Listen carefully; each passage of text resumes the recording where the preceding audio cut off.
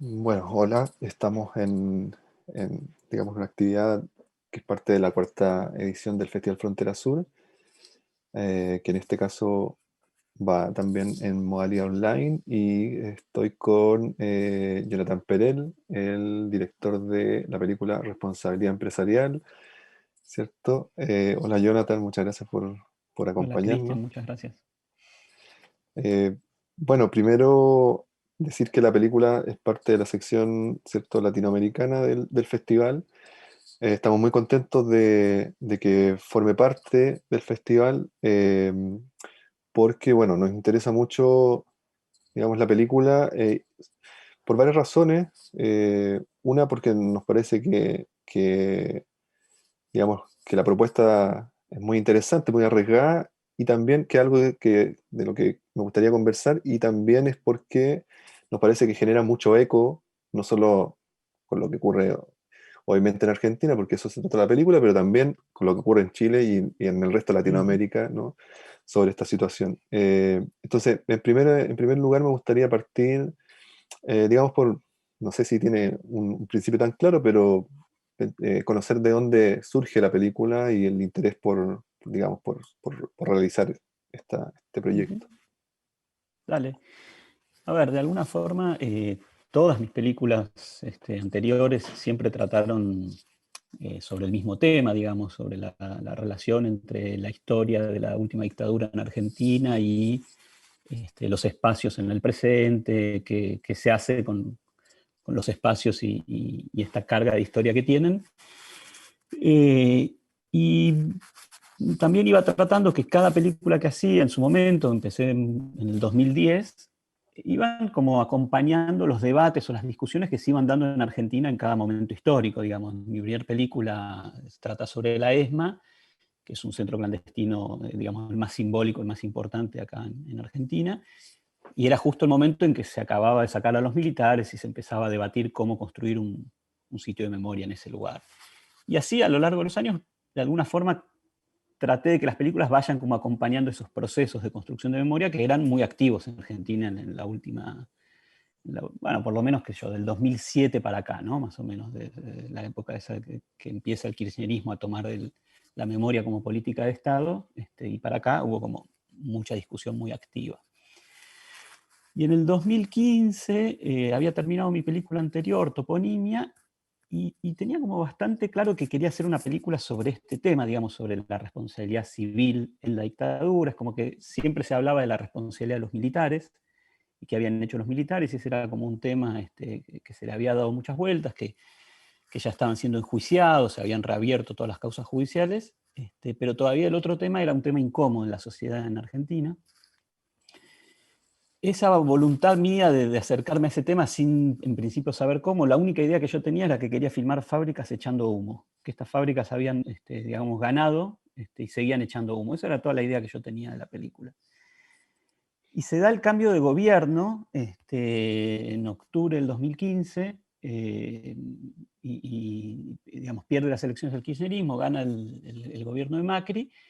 Eso hace un giro a la derecha que intensifica en mí, digamos, la necesidad de hacer esta película, que seguía sin saber cómo hacerla, y eso coincide con el encuentro que tengo con el libro, con el informe en el que está basada la película, que es este libro gigantesco de 2 volúmenes de 600 páginas que se llama Responsabilidad Empresarial en Delitos de Lesa Humanidad, que estaba listo para ser presentado justo cuando pasa esto de que cambia el gobierno, y los organismos de derechos humanos que lo habían escrito se apuran a presentarlo en público en octubre del 2015 para que el libro exista, porque venía ese cambio de gobierno que iba, sin que sea un libro censurado ni mucho menos, iba a caer en el olvido, y iba a ser un libro del que poco y nada se iba a saber en los próximos años.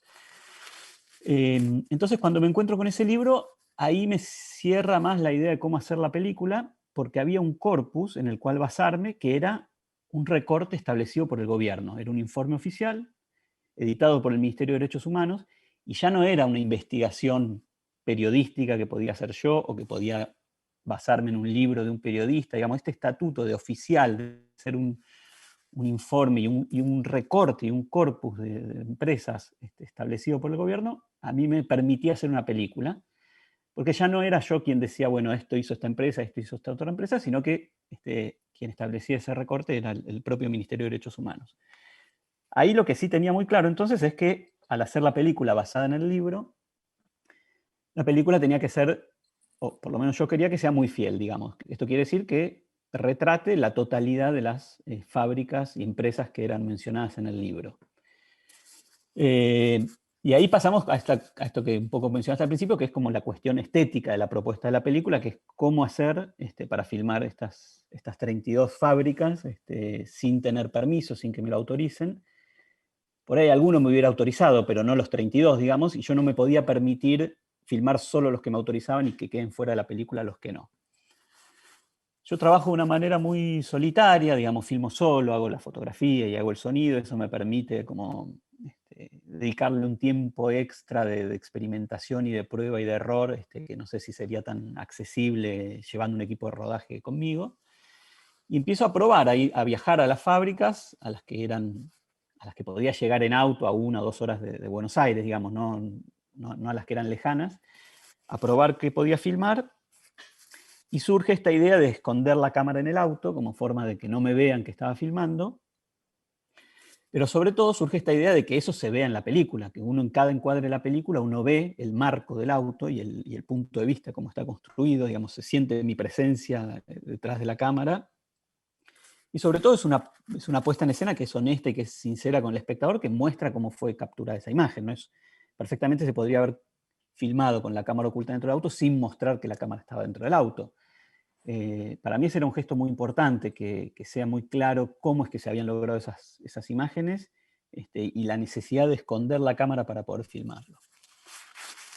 Bueno, así fui con las primeras empresas, las que, como contaba, las que eran cerca, y después cuando ya tenía como ese dispositivo más aceitado y lo había probado y sabía que, no, iba a decir que funcionaba, no sé si funcionaba, pero que a mí me funcionaba y me interesaba lo que estaba pasando, ahí sí emprendí el viaje por todo el país, que fue un viaje bastante largo. Bueno, Argentina es como Chile, un país muy extenso y donde las distancias son gigantescas, y fueron como 6 semanas viajando, 14.000 kilómetros solo en el auto de un lado para el otro. En realidad fueron 2 viajes, uno al sur y uno al norte, digamos, iba agrupando las fábricas por locación, sobre todo porque es una película que lo poco que costó en dinero lo pagué yo, digamos, no tuve ningún apoyo de ningún tipo, entonces ahí no podía, tenía que asegurarme de que si hacía el viaje volvía con las imágenes, no iba a tener la posibilidad de volver a hacer un viaje así y volver a los lugares, como había sido en la primera etapa esta de experimentación que contaba en Buenos Aires. Y hasta que no estaba la última empresa filmada, la número 32, no había película. O sea, eso yo lo tenía muy claro, tenía que completar la serie. De hecho, me acuerdo que la última fue una de las más difíciles, fue el establecimiento de las Marías. Fue una de las más difíciles de lograr porque a veces había una forma de posicionar el auto por fuera de la fábrica que era más sencilla o más fácil de que no vengan a echarme o a decirme que acá no podía estar. En esa en particular tenía que meterme adentro de la fábrica con el auto, descubrí que había unas visitas guiadas, que uno podía inscribirse en las visitas y ir a hacerlas, entonces me inscribí, fui a hacer la visita y usé eso de excusa para entrar a filmar, pero bueno, era una de las más difíciles y estaba yo ahí con 99% de película filmada, pero hasta esa tarde que volví al hotel y logré filmar esa, sabía que no había película si no lograba esa, así que fue un gran alivio cuando volví con esa filmada. Y después, ya en edición, apareció esto de incluir mi voz y toda esa narración en off, donde yo voy leyendo el libro, que es algo que siempre estuvo en el tintero de las cosas que iba a probar cuando me siente a editar, pero no era tan claro de entrada que la película iba a tener una voz en off, ni que se iba a decir todo ese texto. De hecho, al principio la película solo mostraba los lugares, con los logotipos de las empresas, eso sí, vieron que los separadores de cada capítulo tienen los logotipos Sí. de las empresas, eso también estaba desde el vamos, casi desde antes de encontrar el libro. Y la película Sin voz en off también era una linda película, muy interesante de ver, y había que reconstruir un montón de la historia, pero permitía toda una experiencia para el espectador. Pero bueno, después sentí la necesidad de dar más información. En mis películas siempre he sido entre preguntado y cuestionado respecto de cuánta información daban. en general porque daban poca información. Y yo siempre cuento que mis películas tienen poca información, pero siempre tienen la mínima necesaria para que la película se entienda, y que yo hago un gran esfuerzo por dejar solo la información mínima y por no poner más información. De alguna forma lo que busco con mis películas es construir un espacio para que el espectador entre en la película y participe junto con la película en la construcción del sentido. Parece que mis películas son lentas o aburridas y que reyectan al espectador y lo hacen aburrirse, irse a la sala de cine, pero yo busco todo lo contrario. Yo busco que en esa cadencia del tiempo, en ese tiempo que se hace sensible en mis películas, el espectador pueda entrar en la película y trabajar con la película y participar de la construcción de la película, y que salga de la película con todo un trabajo por hacer también, ¿no? Entonces, de ahí viene ese esfuerzo por poner solo la información mínima, pero toda la información necesaria. En esta película sentí que la mínima era esta cantidad de información que hay, que en realidad es un resumen muy abrupto del libro original, porque yo leo solo las partes subrayadas del libro, lo cual lo resume mucho y lo ordena y lo sistematiza. También podría haber hecho una película que dure 24 horas y que lea el libro entero, y también sería una película válida, o no sé cuántas horas duraría. Este, porque era un tema que, si bien es muy conocido en Argentina, y ahora me cuentan ustedes también qué resonancias tiene en Chile, que las puedo imaginar, y pasa en varios lugares, digamos, pasa en Europa y pasa obviamente en Latinoamérica, estas resonancias. Incluso en Argentina no sabíamos bien, o no se sabe bien, bueno, qué hizo realmente cada empresa, qué tan parecido era lo que hacían las empresas. Sí sabemos que en la Ford hubo un centro clandestino de detención y torturaban adentro de la fábrica. Sí sabemos que en Ledesma apagaban las luces para que a la noche se lleven a los trabajadores. Hay algunas cositas que más o menos sabemos, incluso los que estamos metidos en el campo de estudio de derechos humanos. Pero tan sistemática la información como estaba en este libro no era algo tan conocido. Entonces sentí la necesidad de que sea muy clara en ese aspecto la película, y de que muestre con mucha claridad expositiva el patrón común con el que operaron todas estas empresas, y lo sistemático del plan, ¿no? Bueno, ese fue un poco el germen de cómo llegué a hacerla. Hay muchas cosas que son interesantes. Digamos, nos acordamos también de tus películas anteriores después de verla, sobre todo de Toponimia, ¿cierto? De esta relación de los espacios. También esto de, digamos, la resonancia también con otros lugares, porque esto que tú mencionas, ¿cierto? De que finalmente hay como un secreto a voces, ¿no? De la responsabilidad o de la implicancia que tienen las empresas en las dictaduras. En Chile ocurre algo parecido. Pero si bien hay un secreto a voces, es un terreno borroso, ¿no? Como que hay ciertos Ujú. datos, pero están medio escondidos. Y nos parecía interesante también como una película que es muy propia de la realidad argentina, nos resuena en Chile también, y de hecho, no sé si he tenido oportunidad de ver, pero hay una película que hicieron también hace algunos años en Chile que se llama Las Cruces, que es Sí, la sobre, vi. claro, que es sobre una fábrica, y la responsabilidad que tuvo también durante, digamos, la desaparición de un grupo de trabajadores. Y eso me parece que, o sea, hay una contundencia en tu película que nos parecía brutal, y que efectivamente esta idea de la sistematicidad, ¿no? Como, porque Ujú. finalmente no es un caso aislado. ¿Sí? Las cruces, por ejemplo, es una situación específica, pero en tu película aparece esta idea de lo sistemático que pudo llegar a ser, en la extensión territorial, y además en el tiempo y en la cantidad de personas involucradas. Entonces termina siendo terrorífico, ¿no? Como todo el accionar que hay detrás de esas acciones.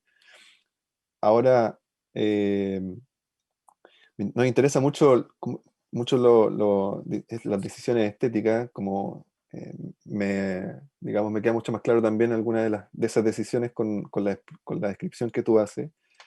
Eh, y quisiera preguntarte, sobre todo digamos, me interesa mucho esto de cómo se construye, ¿no? Entonces me interesa mucho como esta idea de esconder la cámara en el auto y de que eso se vea, y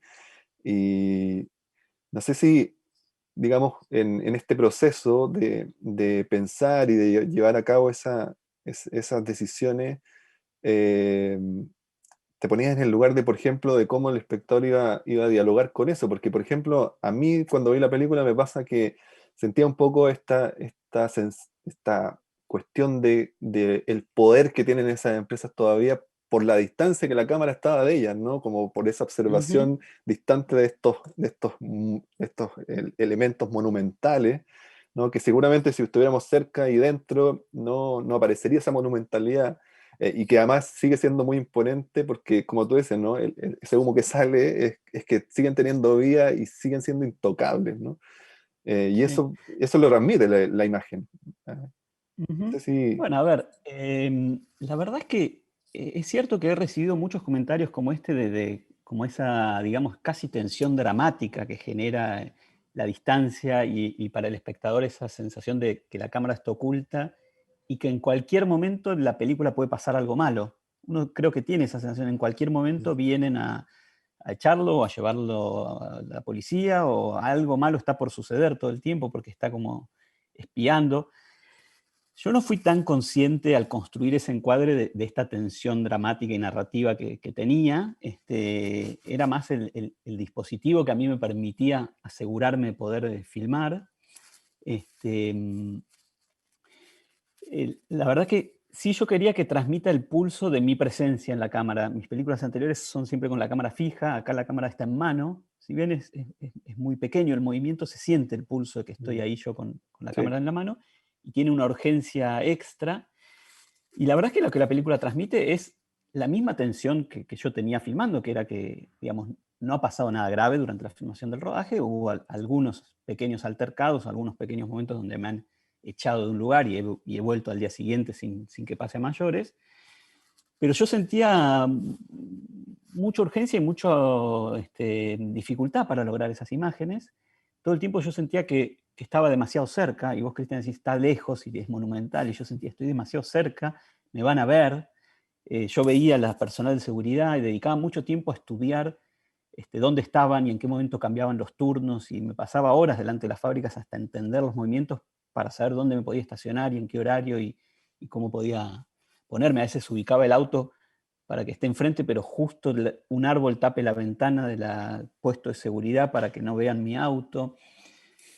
Y cuando me generaba mucha de esta tensión, hacía algo que era fenomenal, que es que me bajaba del auto, iba caminando hasta el frente de la fábrica, me acercaba, me paraba en la puerta de la ventana del personal de seguridad y miraba desde ahí mi auto.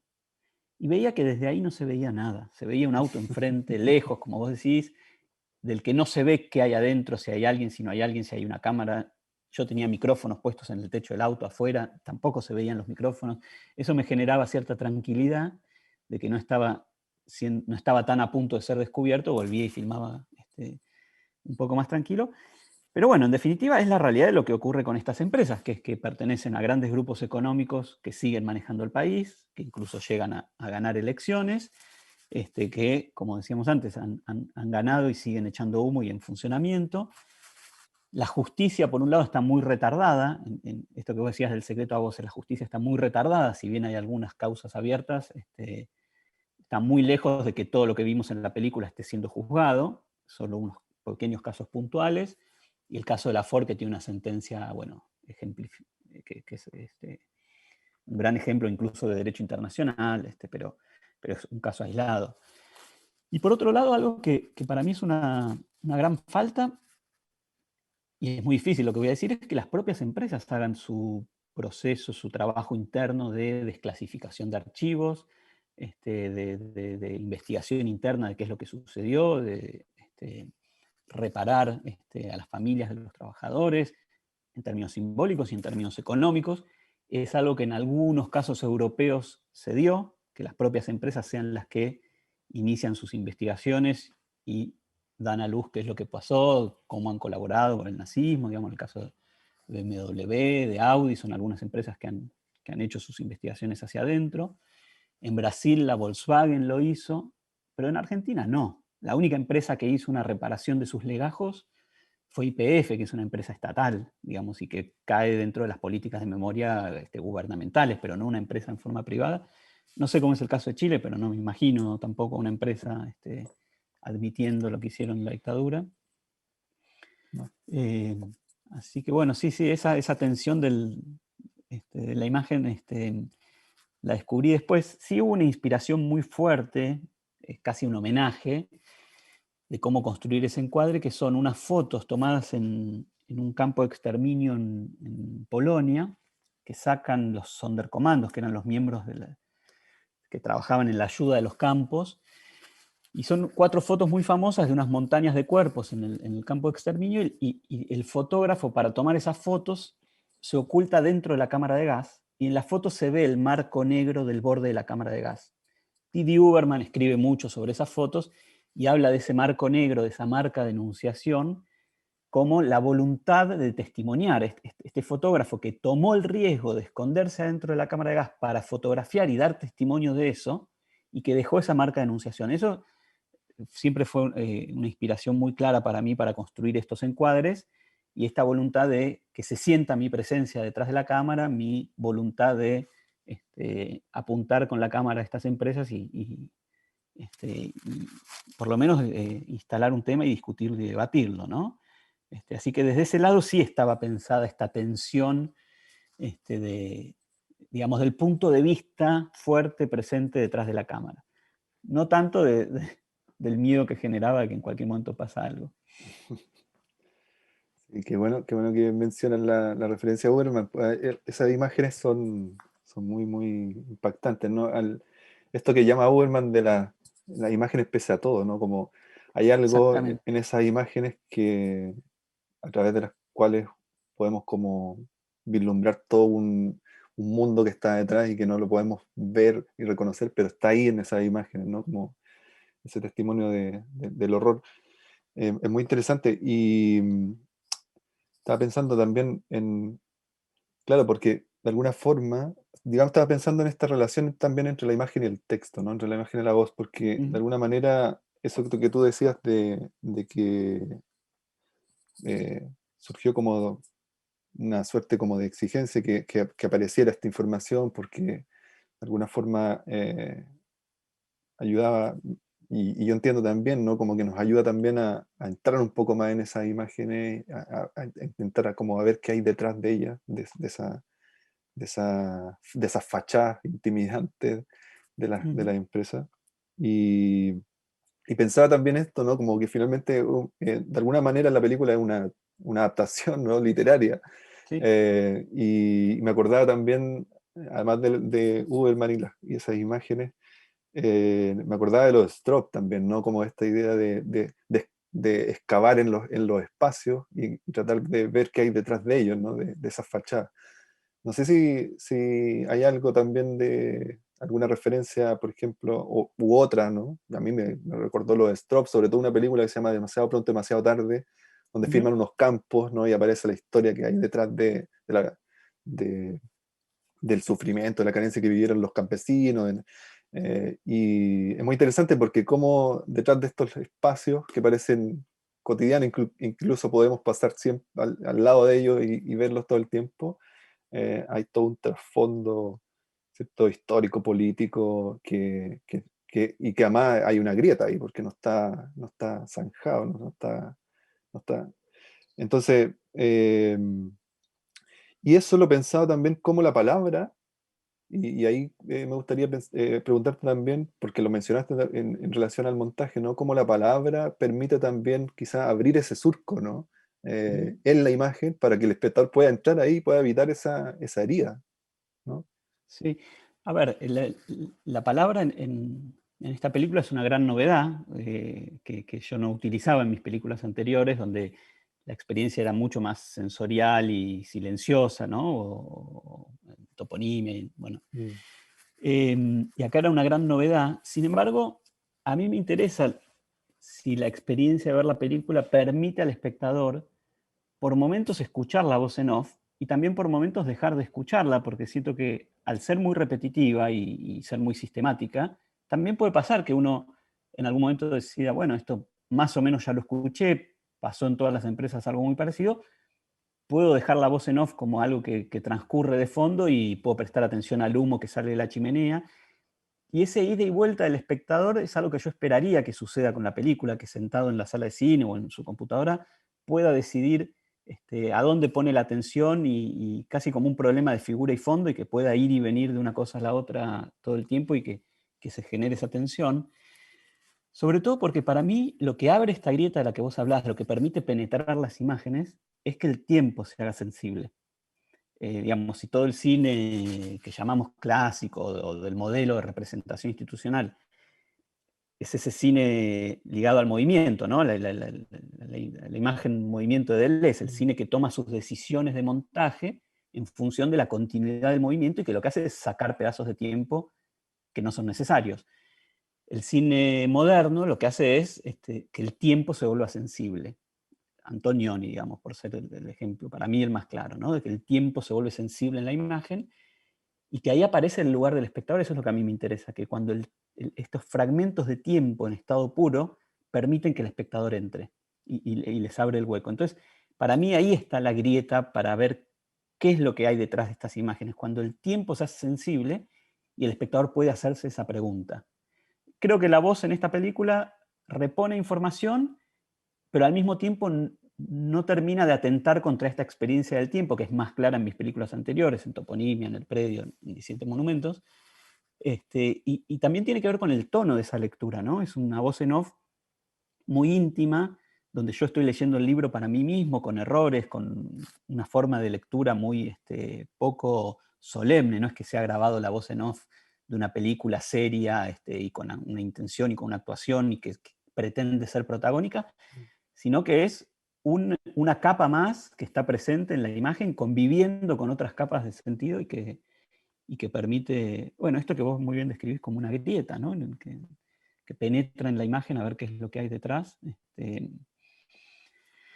Y después pensaba cuando hablabas también que también alguna vez me lo han preguntado, ¿no? Pero en Farocchi, ¿no? En Farocchi, bueno, en los Claro, Lumière, claro. en Lumière y en Farocchi, ¿no? ¿Qué es lo que sucede adentro de la fábrica a lo que no accedemos, que es, en términos Sí. marxistas, el verdadero lugar donde se produce ese plusvalor y eso que el dueño de los medios de producción le saca sin retribuirle a los trabajadores, eso que sucede dentro de la fábrica y no en el mercado, como nos lo hacen creer, ¿no? Entonces, como el cine desde los Lumière no logra entrar a la fábrica a ver qué es lo que pasa ahí adentro, sino que se queda afuera, de alguna forma mi película también, pero bueno, con algunas estrategias a ver si se abre alguna grieta, ¿no? Pero es muy Lumière y Farocchiana en ese sentido. No, Farrukiana sí, o sea, y claro, claro. El, hay algo también que, quizá para ir cerrando la conversación, digamos, ha estado muy interesante. Me parece que también hay un factor muy relevante, ¿cierto? El montaje, ¿no? Como que hay una idea como, lo que yo leo es que hay una idea como de acumulación, ¿no? Sobre estos bloques temporales de los que tú hablas, donde finalmente más allá de que uno como espectador pueda entender, digamos, el dispositivo en el tercer o cuarto caso, ¿no? Ya Ujú. entendemos, finalmente lo que empieza a operar de ahí en adelante es nuestra relación con esa temporalidad y cómo esos bloques que se van sumando le van dando un peso, a mi entender, de la gravedad y la sistematización que ocurrió ahí, ¿no? Y porque no tiene que ver con la cantidad de personas, solo con la cantidad de personas Ujú. involucradas o las víctimas, sino que con cómo nosotros seguimos conviviendo también con esos espacios, ¿no? ¿Cómo pensaron Sí, sí. pensaste el montaje? ¿Hubo alguna Bueno, otra alternativa de montar o estaba todo sí, claro? sí hubo otra alternativa que era que cuando empezó a participar la voz en off, yo todavía tenía cierto enamoramiento de las imágenes con su sonido ambiente, que además era un sonido, una captura muy, bueno, muy preciosa y muy frondosa. Y entonces las tomas empezaban antes de la voz en off y terminaban después. Y a veces duraban 30 segundos más o un minuto más y a mí me parecían que se sostenían un montón. Pero después me di cuenta que no, que en cuanto terminaba la voz en off ya no había más nada que ver en la imagen y que una toma que dura entre 2 y 3 minutos ya había dejado al espectador tiempo de en algún momento explorarla y darle vueltas y recorrerla con la mirada y que no era necesario ese silencio de la voz en off para seguir explorando la imagen.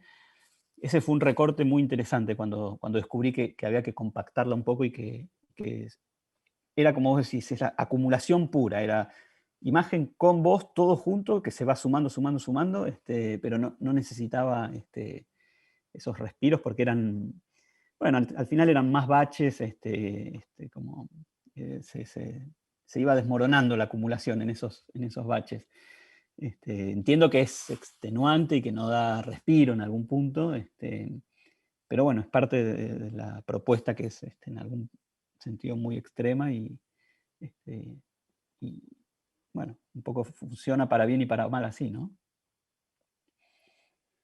Buenísimo, muchas gracias. Ha sido muy interesante la conversación. Muchas gracias por acompañarnos. No sé si quieres comentar algo más. Por mi lado está No, no, así. Estoy muchas muy... gracias por la invitación. Estoy muy contento de este estreno en Chile. Es un festival muy lindo con colegas y amigos y gente muy querida también ahí participando. Así que espero con ansias cuando la vea el público. Bueno, para nosotros también un placer tener la película y también haber compartido un ratito acá en la conversación contigo, conociendo algunos detalles más sobre la propuesta. Así que gracias y bueno, nos veremos en el Dale, festival. Chao. hasta luego.